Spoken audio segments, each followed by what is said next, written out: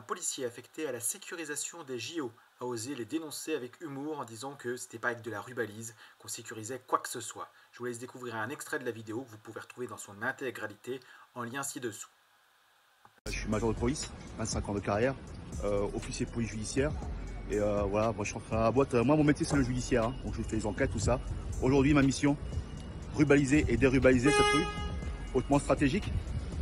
Je reviens. Après avoir partagé cette vidéo humoristique, il a été convoqué par l'IGPN et renvoyé à Strasbourg par sa hiérarchie. Il est en attente de sanctions éventuelles.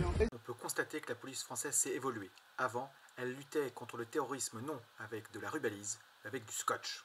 Quand tu prends le TGV, là où tu mettais tes bagages avant, maintenant il y a du scotch. Sérieux? En France, on va combattre le terrorisme avec du scotch, hein, ouais, je te jure. Une demande de sanction très rapide contre ce policier rubalise, alors que par exemple le commandant de CRS Dominique Caffin n'a jamais été inquiété par aucune sanction disciplinaire alors qu'il a massacré des gilets jaunes, qu'il a tapé dans Mélanie et qu'il a été très célèbre durant toutes les manifestations pour ses actes de violence. De même, il n'avait sans doute pas les bonnes relations, notre policier rubalise, car s'il était un ami du responsable de l'UNSA, celui-ci a pu protéger et différer une enquête administrative sur un de ses adhérents et amis qui avait menacé sa femme, menacé même son fils quand il n'était pas sage avec son arme de service. Enfin, cerise sur le gâteau, même des policiers qui sont condamnés par la justice pour des faits de violence sur mineurs aggravés, c'est-à-dire que là, ils étaient dans un commissariat, ils avaient menotté un jeune qui avait été interpellé, ils l'ont tabassé sur son banc et ils lui ont même perforé le tympan, alors qu'il ne présentait plus aucun danger.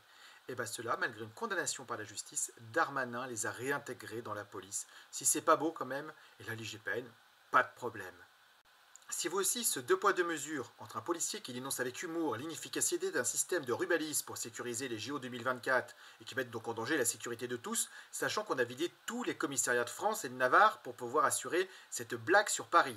Si jamais cela vous choque que lui soit sanctionné alors que des policiers qui ont commis des infractions pénales en tabassant des manifestants, en menaçant leurs enfants avec des armes, ou encore qu'ils soient réintégrés par la grâce de Darmanin ministre alors qu'ils ont été condamnés par la justice, je vous invite à signer la pétition, soit en scannant le QR code qui apparaît à l'écran, soit en cliquant sur le lien en description.